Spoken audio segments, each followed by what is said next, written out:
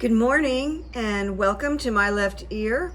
I'm Carrie Freeman, and My Left Ear is a left-leaning YouTube channel where I do political and psychic commentary, and I use the runes as guides. And today is Thursday, September 14th, and this is video 173. I have a Patreon channel that you're welcome to look into. Which I do about once a week or so, with more personal content, more maybe helping content. It just depends what I decide to do. But it's much more personal than My Left Ear. So you can check that out. Patreon.com/Carrie Freeman. It's $8 a month, and you can leave whenever you wish, no questions. When I'm not here, I do private sessions, or I do psychic coaching, the runes, and most excellent hypnotherapy to help people with changes, habits, issues. And now I have an announcement. Aside from the fact that this is for entertainment purposes only, the announcement is that on Saturday, October 7th, in the morning, I'm gonna go live for the first time. I know it was never going to happen, but I am doing it, and my YouTube mentor is coming over to make sure there's no glicks in the process, ticks, glicks, mistakes. And I'm doing it because October 3rd is my birthday. I think that's a Thursday. I can't remember. Maybe it's a Tuesday. But anyway, it's my anniversary of starting My Left Ear.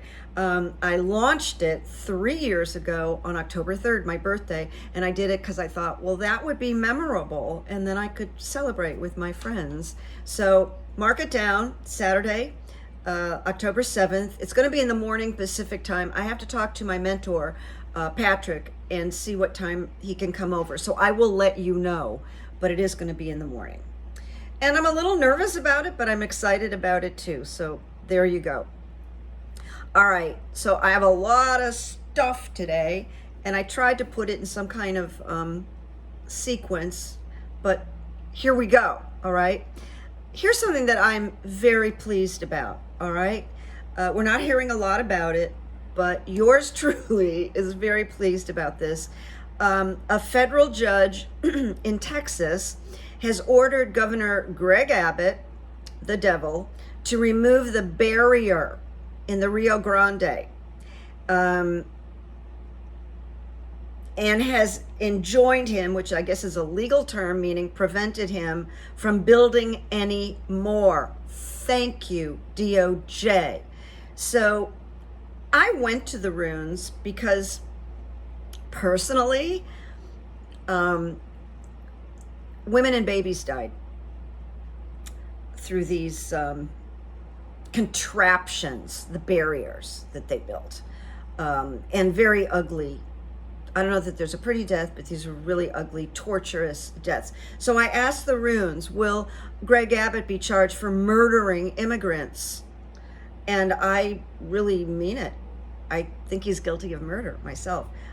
So some cases today, I picked one rune. I picked two runes on this one. So the first rune was possessions reversed. All right, reversed. So it tells us there may be considerable frustration in his life now.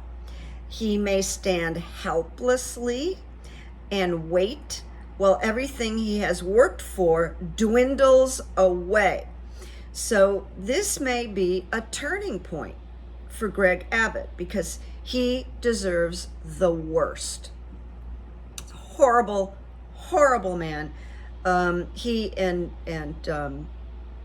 DeSantis are the two most horrendous governors.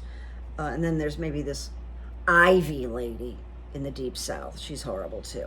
Anyway, according to the runes, I'm back to the runes, he is being put in touch with his shadow side. He won't like it.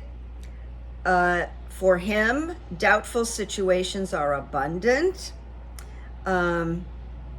And this rune in its upright position, in its positive position, is about possessions.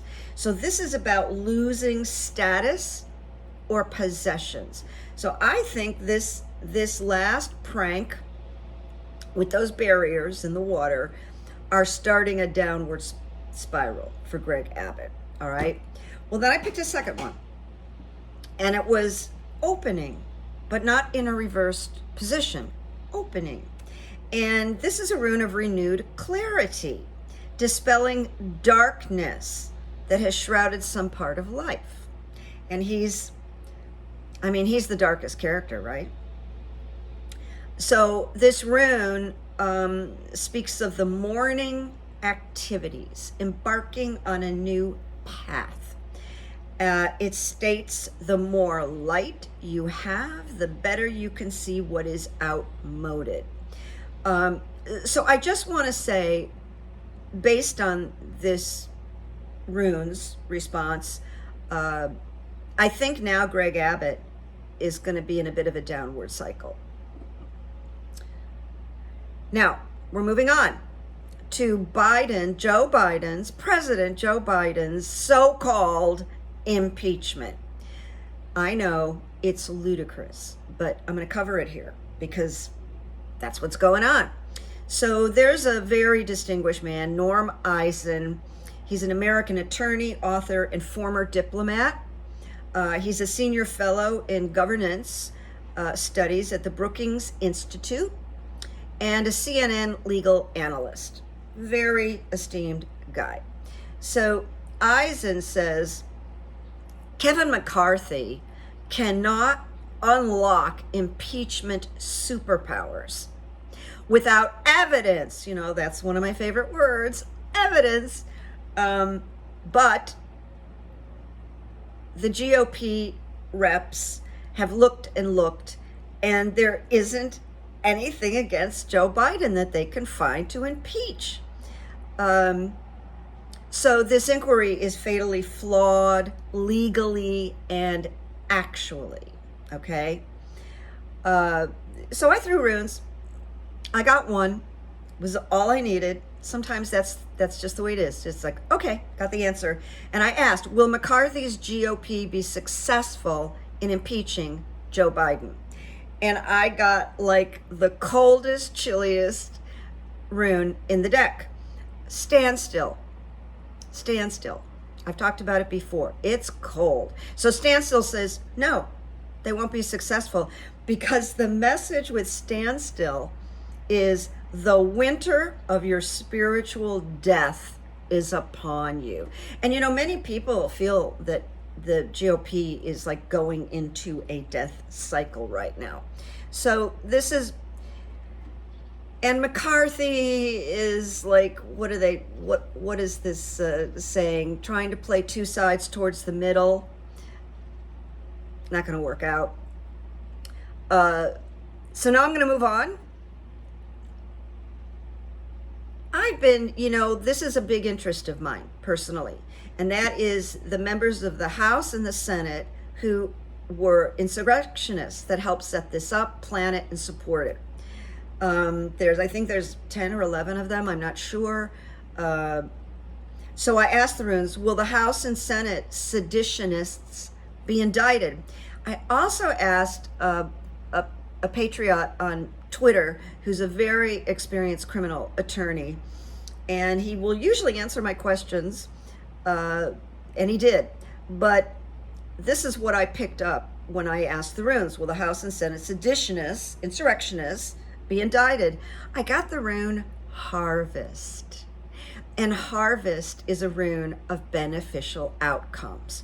But there are no quick results, and it symbolizes often 1 year for deliverance. Now, Tommy, the gentleman on Twitter, he makes incredible predictions, and he does it from his legal mind, because he's so experienced. He's not doing it from this intuitive place, He said, he wrote me back, Jack Smith's last indictment of Trump mobsters, very complex and will be the largest case, is Jack Smith's 10, So that's his number 10 of indictments.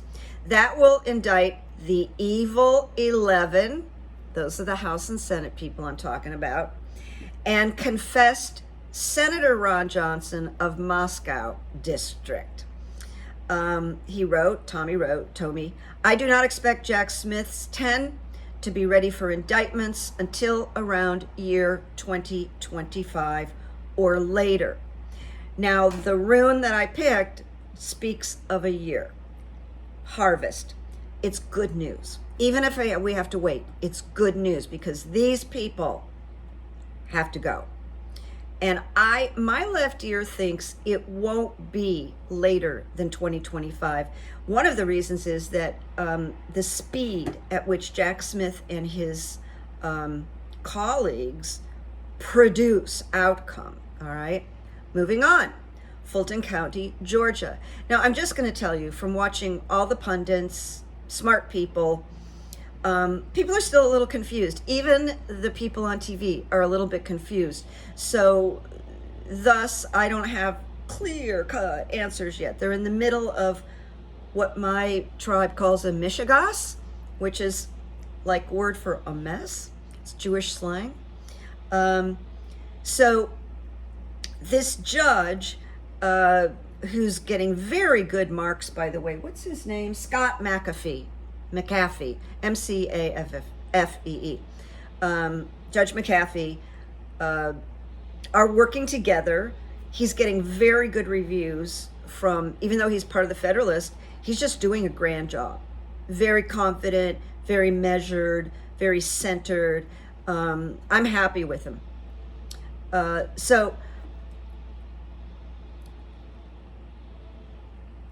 this is where it's a little confusing. First of all, our nice judge has doubts whether Fani can pull all this off with all 19. How are they going to work that out logistically? We don't know yet. She seems to have confidence in this. She seems to have it worked out. So what we don't know if Cheesebro and Sidney Powell are gonna get that speedy trial they asked for separately, but they're gonna have to do it together. We're not sure exactly where that stands yet. We'll find out. Now, Fani tells the judge that it looks like she's going to need 4 months for trial to be conducted, and then there's another month or so, maybe more, to select the jury.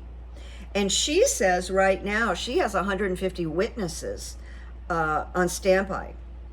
That's a lot of witnesses. I'm having a hard time to imagine that she's going to call 150, but it does tell us she's very prepared. The funny thing about Fani Willis is she's so experienced, successful, confident that, it looks impossible to us, but she may have it all worked out in her head now, So I asked the runes, will Fani Willis work it out in Georgia? Meaning, will she get what she wants, which is to take all these RICO people and charge them together, try them together. That's powerful. And I got the warrior upwards, meaning positive.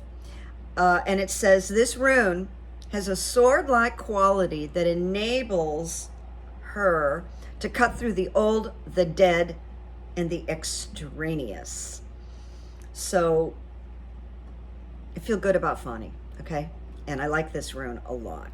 The warrior, in the upright position, very strong. Now we're going to move on to Mark Meadows. And I got a lot of, not me, but I picked out a lot of comments by our top people.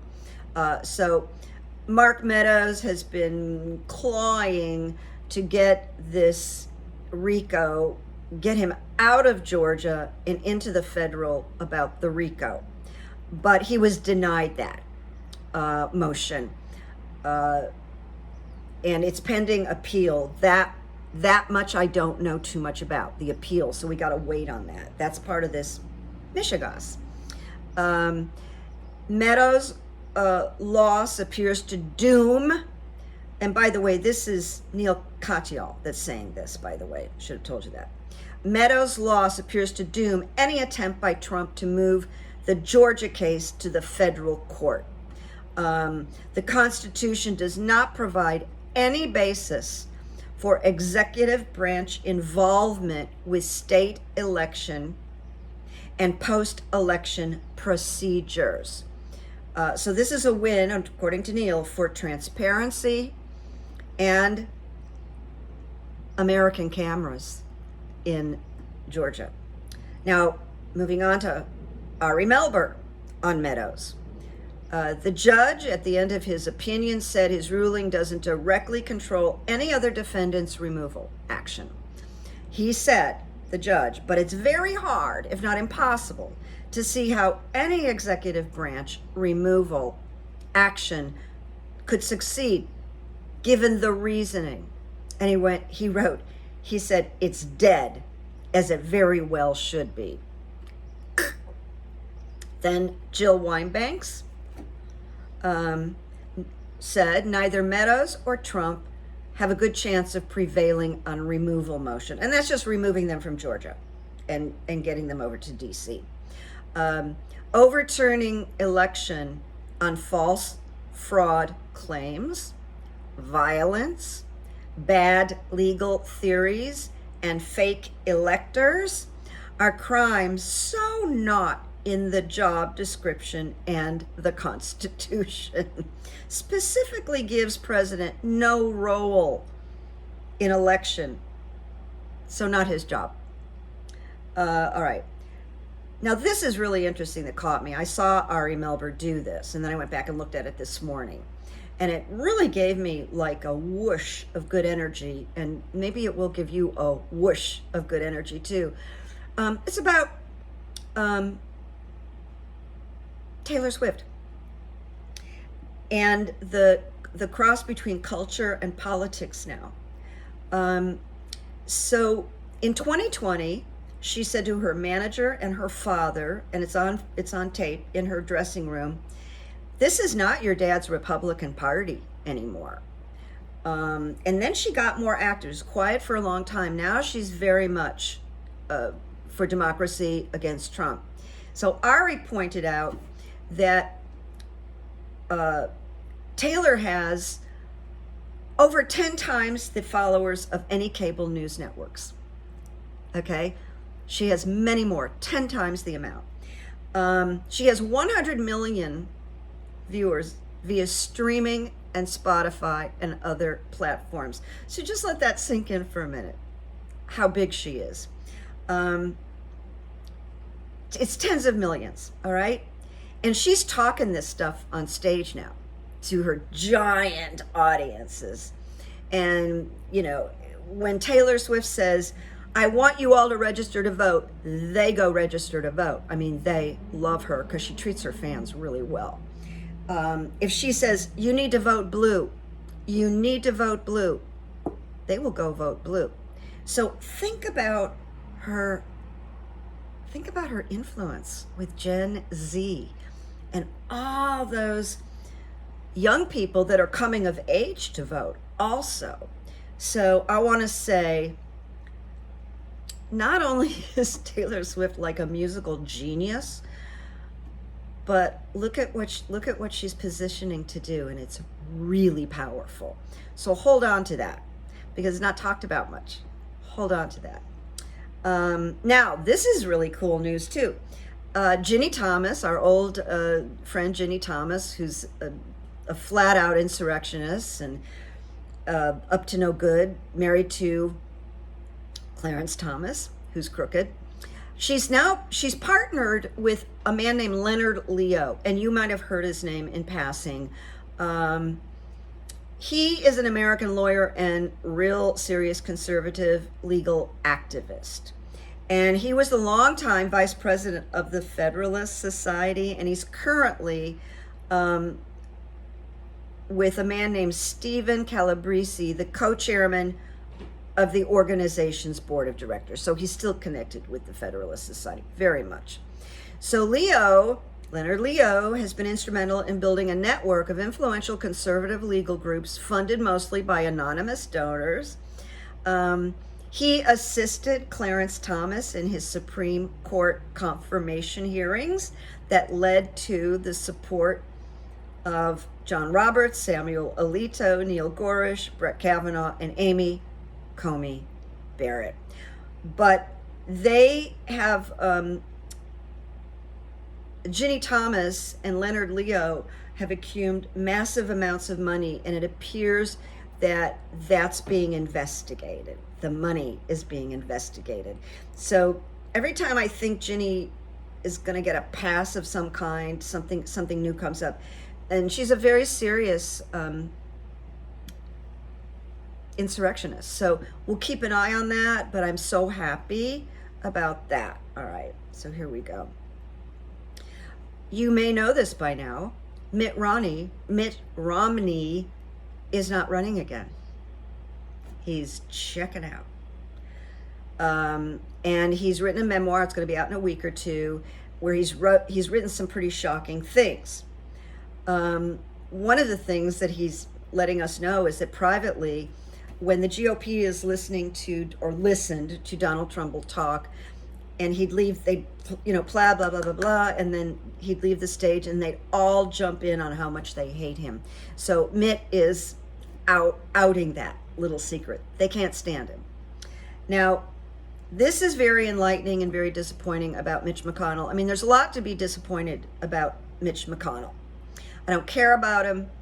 I don't care if he drops over tomorrow. He's done terrible things to the United States for the sake of the GOP, not for the sake of anything on the bigger level, just this crazy smell of success. So Romney tells a story, and this is before January 6th, okay? And this is the text.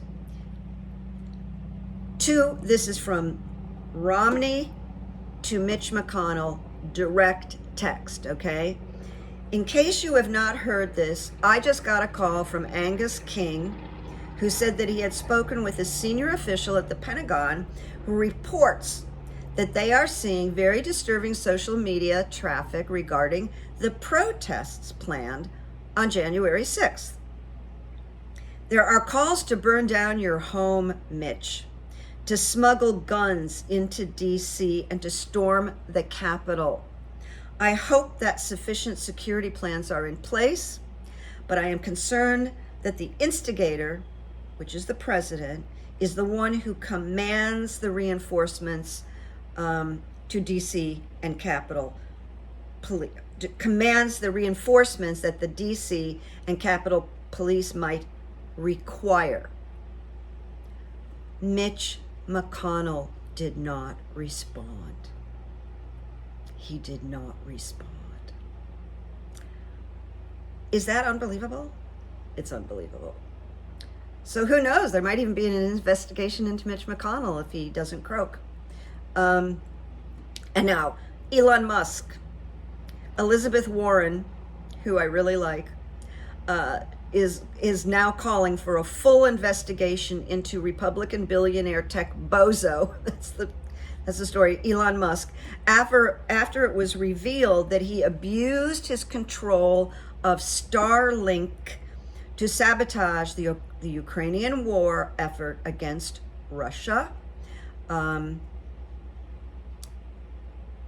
And so Elizabeth Warren has started in demanding that they launch an investigation, which needed to happen because I'm not clear the details of this technically, so I don't want to speak out of turn, but Starlink can cut off communications. The plan was Ukraine had I think a drone attack in Russia that was going to be very specific, very special, and it couldn't be done because of Elon Musk.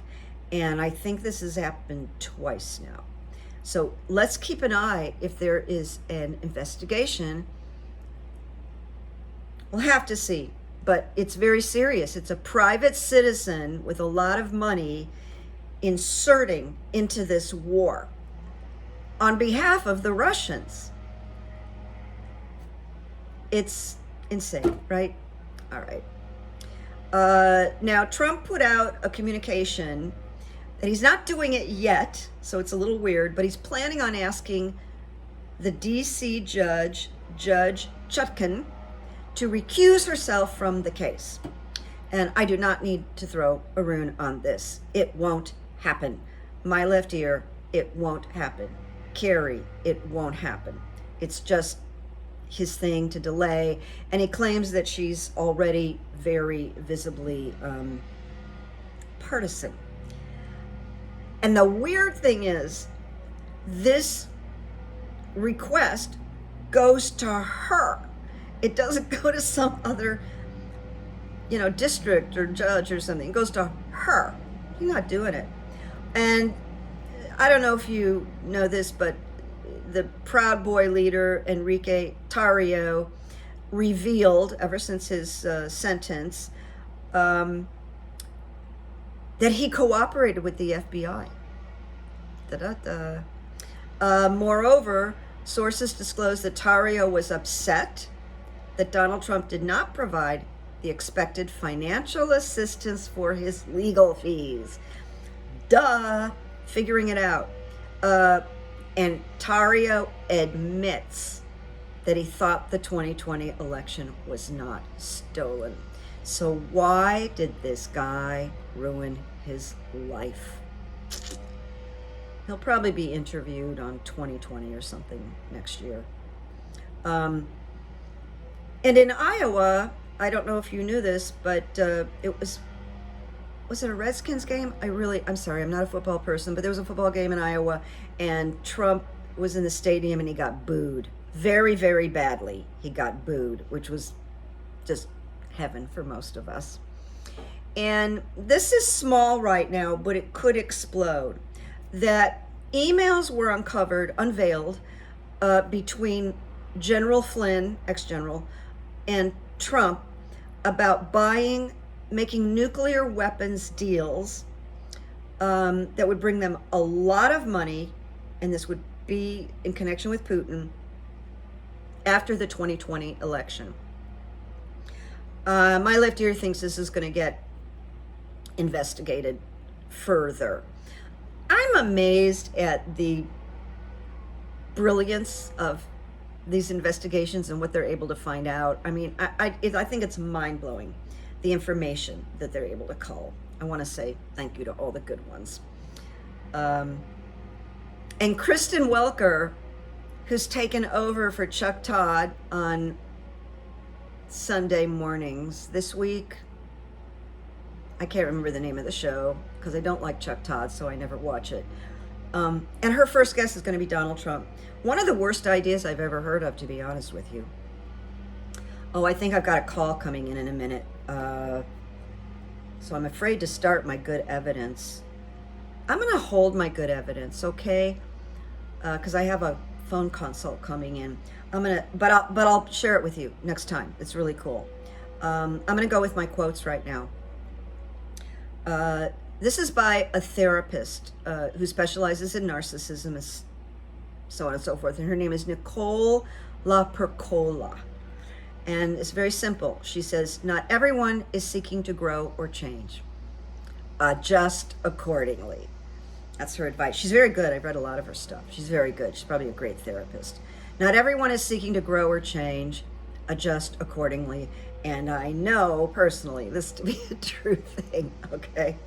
And then the second quote is from a musical artist named Reggie Mills. And Reggie has put a lot of great quotes on Twitter, and I didn't know if he was a creative or anything about him, but I found out. And he wrote, "Stay away from people that ruin your peace." And honestly, it could be that simple, rather than asking ourselves a lot of questions and having a war in our head. Well, what if they did this and that was nice, and then no, if it doesn't bring you peace, get out. So I like those. I like those very much. All right, much to think about, much is going on. Tomorrow's Friday. I keep feeling, because of the runes that I did, the weekly runes, that some more interesting announcements tomorrow, okay? And here's something, because we're at the end and it's not too self-indulgent. I have an appointment for the consultation. First, I need this trim because I haven't cut it in like 4 months. You wouldn't believe it. It's like this bush and color. And he's got rave reviews, and a friend of mine who went gray recommended him. So we're working on this, and someday I will be here without a ponytail. But I'm fine with it. I'm having fun. It's making my life a lot easier.